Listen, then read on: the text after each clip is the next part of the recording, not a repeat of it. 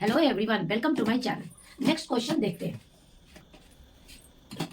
When offspring is formed by single parent then it is called as.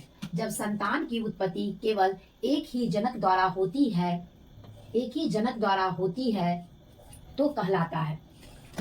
अगर हम बात करें रिप्रोडक्शन की, जो लिविंग होते हैं उसमें एक प्रक्रिया होती है जिसे रिप्रोडक्शन यानी कि जनन कहा जाता है। और जनन दो प्रकार के होते हैं, एक एसेक्सुअल यानी कि अलैंगिक जनन,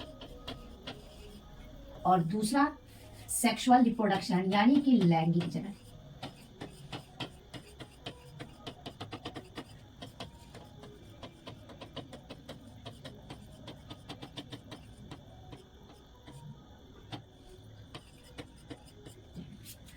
तो हमारे पास क्वेश्चन है कि जब ऑफस्प्रिंग यानी कि संतान का निर्माण एक जनक के द्वारा सिंगल पेरेंट्स के द्वारा होता है तो उसे क्या कहा जाता है।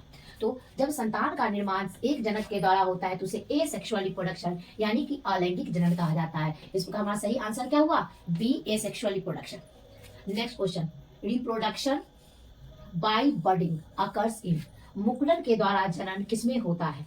अगर हम बर्डिंग यानी कि मुकुलन की बात करें तो यह एक प्रकार का एसेक्सुअल रिप्रोडक्शन अलैंगिक जनन है जो मुख्य रूप से हाइड्रा और ईस्ट में होता है। किसमें होता है इसके? ये मुख्य रूप से हाइड्रा और ईस्ट में होता है।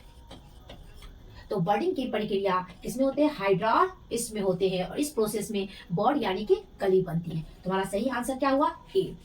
नेक्स्ट क्वेश्चन, ओविपेरस अंडप्रजनक इसमें से कौन है?